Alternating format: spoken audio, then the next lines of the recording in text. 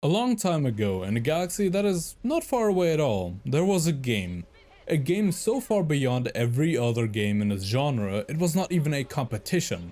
A game so laughably ahead of its time, it destroyed the RTS genre going forward. A genre I am sure many of you have not heard of for a long time. That game being Supreme Commander Forged Alliance.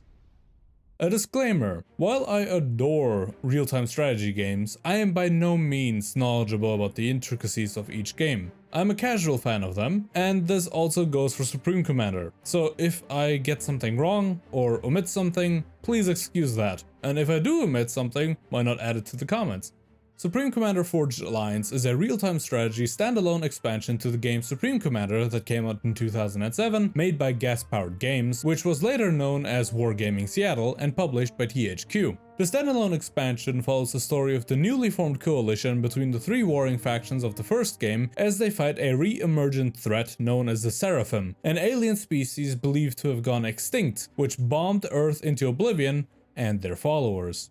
You take the role of a commander, sent out to deal with various key battles in this war, and depending on which allied faction you choose, do various faction-specific tasks in specific missions. And right off the bat, let's get into the flaws of it, as there are genuinely only two flaws that I can even begin to think of, both of which can be easily fixed. Number 1. Crashes due to audio. I don't quite remember which setting it is, but depending on whether your audio is set to surround sound or stereo, the game will crash after like 10 to 20 minutes, no matter what. The fix for that is to either play without audio, which would be a shame due to the genuinely amazing sound effects present, or swap from stereo to surround sound, or vice versa. My computer didn't allow me to change the sound settings, so I had to play without audio. Number 2. The Steam version is unplayable. The fix for that? Download the Forged Alliance Forever client and link your Steam account to it, and voila! The game works and you can play online with people. Aside from these two easily fixable flaws, I also believe Supreme Commander Forged Alliance to be flawless and made even better by the changes introduced through the FAF client. More on the excellent work of the FAF team later on in the video.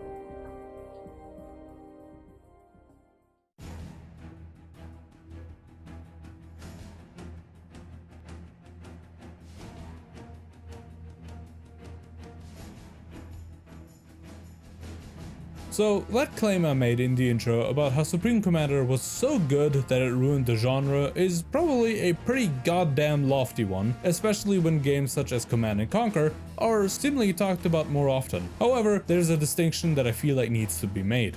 Command & Conquer and Supreme Commander are both RTS games, but that is where the similarities generally end. In CNC, you're much more focused on the individual units, and thus have a far smaller scale, but faster pace. In Supreme Commander, however, you fought on country-sized battlefields. The camera here allows you to zoom in and micromanage each individual unit or squad if you wish, or you can zoom out to an orbital view to manage entire armies. As you can do both, the pacing of the game adjusts to your specific playstyle and that of your enemies. The grand scale on show whenever you zoom out to select a force of hundreds of units is really astounding. Just for scale, this tree is barely even the size of one leg of the ACU, and the ACUs get dwarfed by a lot of the units by the end of a mission. Oh, sorry. Here, this is a tree. I know we gamers don't see them too often, but they are in fact real. Supreme Commander allows those who can expertly balance the micro and macro aspects of any given situation to thrive. By engaging in proper resource management, your rewards are faster build times, being able to upgrade your base, thus your units, and as a result of that, your methods of attack. Or alternatively, if you like to win by flooding your foes with sheer sundering firepower in one quick strike, you can also turtle up and bide your time to build up a force strong enough to do just that. In my playthrough, I was neither.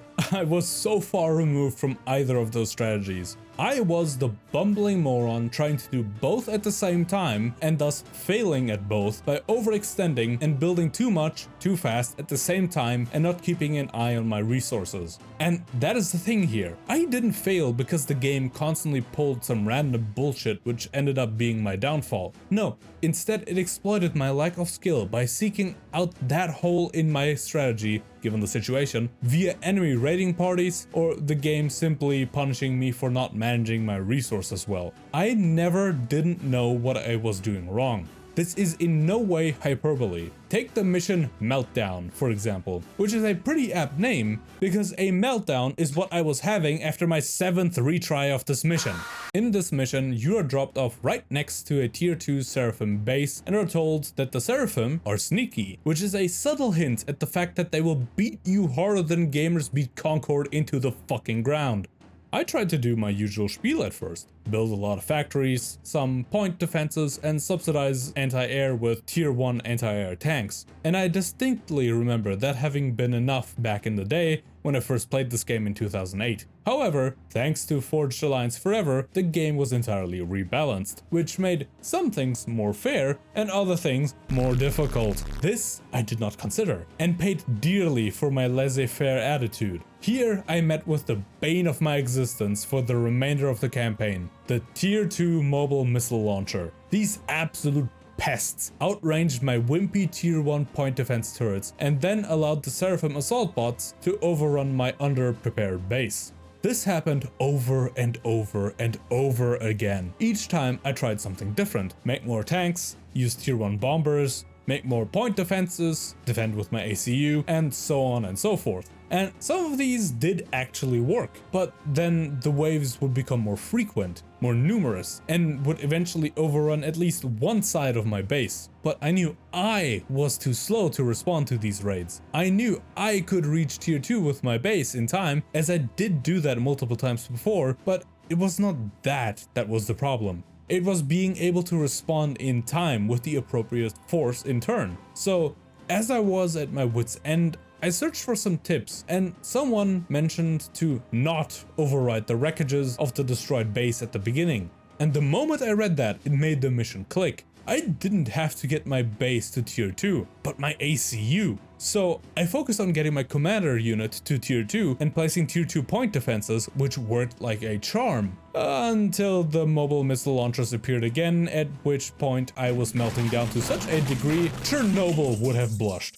I raged and tried to alleviate the issue by making more turrets, entirely forgetting that there are missile defense turrets that I can easily build. This mission, and the final mission Overlord, really tested me. It made me try new things, and I have to admit, I was almost about to give up on Overlord after 2 days of trying non-stop to get it done. But never once in my attempts did I ever think the game was bullshitting me. I always could immediately tell what mistake I made or what scenario I did not think of. And in the end, I did it. I beat those 2 missions after ironing out every single flaw in my strategy through trial and error. It also helped a lot that the art direction, sound design, and animations were absolutely top-notch, which kept me coming back. The textures are detailed, even for today's standards. The models are unique and varied. The VFX still hold up with bigger-than-life explosions, beautiful depictions of various kinds of energy specific to different factions, slow turn speeds selling the effort it takes the mechanisms of each unit to perform the simple act of turning, the screen rumbling, showing the weight of some of these behemoths, and the animations bringing these metallic monstrosities to life. But what are these monstrosities? What are the Seraphim? And what the hell is an ACU? Well, the acronym ACU stands for Armored Command Unit, which is you, and you get to choose from 4 different flavors as well: UEF, Cybran, and Aeon Illuminate. These are your choices for factions in the campaign mode, with the Seraphim being multiplayer exclusive unless you take over one of their factories or engineers, which then will give you access to the full suite of Seraphim units for that mission.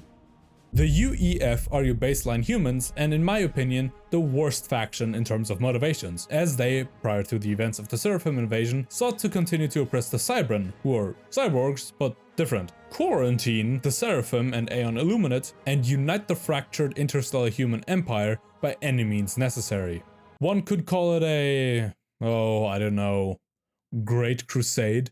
They are essentially the more traditional take on a sci-fi human civilization. Their tech does what it looks like it would do. Their reactors look like more advanced reactors, their tanks look like more advanced tanks, and their buildings look like more futuristic buildings. You get the idea. Now, after the events of the first game, known as the Infinite War, they act as a sort of headquarters for the coalition forces, as the Seraphim's sudden arrival forced the three factions to ally with each other on the spot. They also have a character associated with them that I can only describe as the CEO of racism, known as Brigadier Fletcher. A man so hateful that, unless you pick a UEF commander, will constantly demean you and act hostile towards you. A man so singularly focused on killing anything that is not under the umbrella of the UEF that he decides to betray the UEF and starts a fight on his own against the coalition and the headquarters of the Seraphim threat. It doesn't take the Eye of Ryan to figure out what happens to him. Speaking of the Eye of Rihanna, let's talk about the Aeon.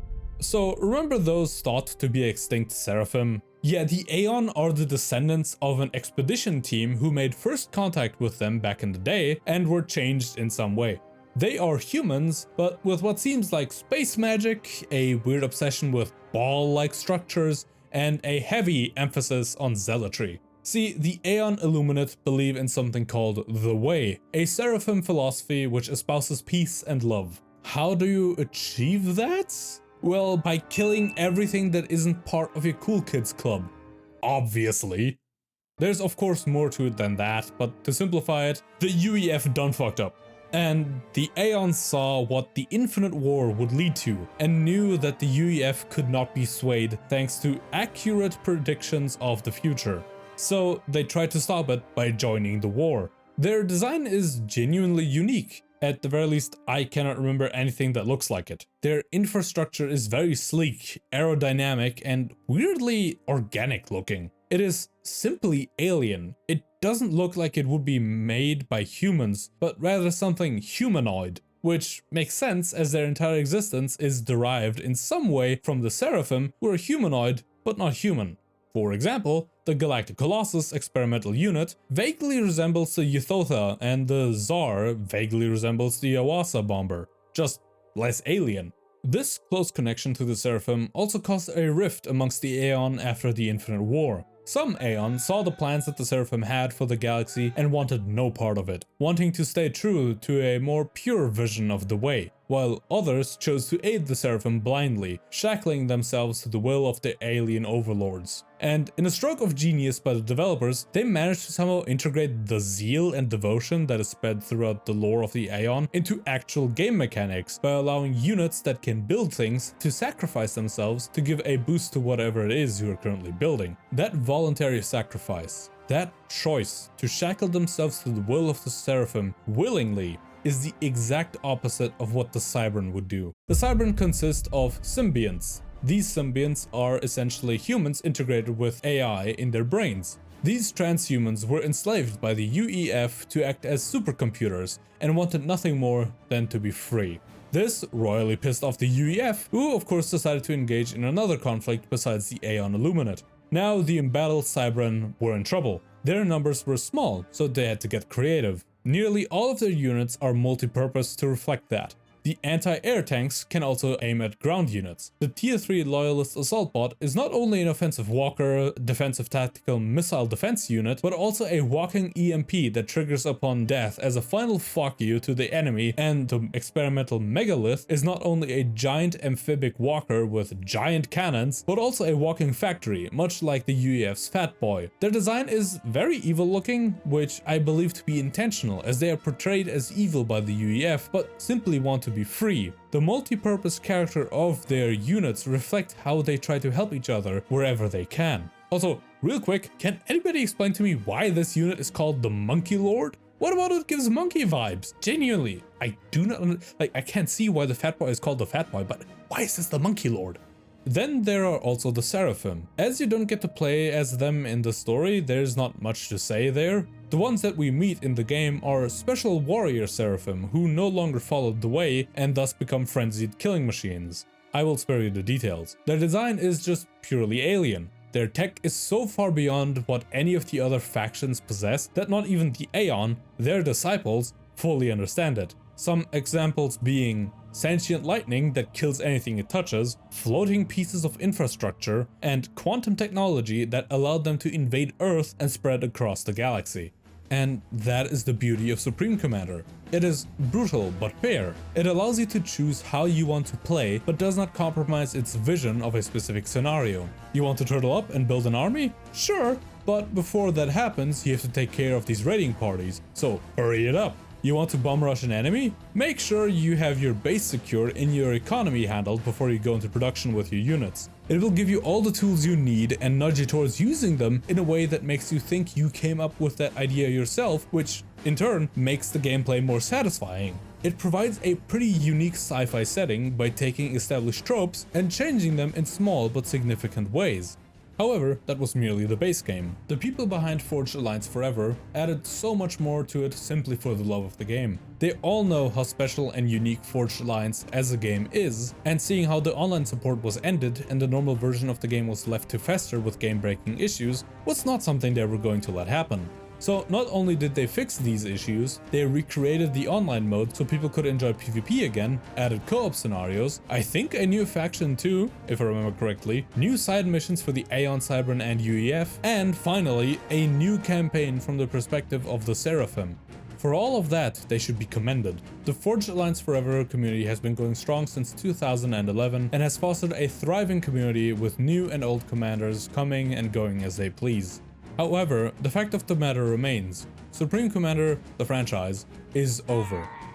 After the release of Supreme Commander 2, no more major releases would ever come of this franchise. So this very unique feeling game will never be brought to a modern audience to experience again. However, spiritual successors that aim to recapture what Supreme Commander provided exist, such as Planetary or Industrial Annihilation, though the art style differs quite a lot, and from what I've read, the games lack the same depth as Forged Alliance. Beyond All Reason, which has managed to not only capture the attention of countless players, but also keeps them coming back again and again to play it, and chief among them all, and the one I personally have my eye on, Sanctuary Shattered Sun, a game that not only aims to be the closest you can get to Supreme Commander in terms of gameplay, but also in looks. It still is in development, but the developer stated it will be coming out in 2025, with a demo on the way prior to release. For more information on that one, I will link a developer FAQ in the description of this video. Supreme Commander has a long-lasting legacy. It would be a shame for it to fade away. Thank you all so much for watching, and I'll see you in my next video.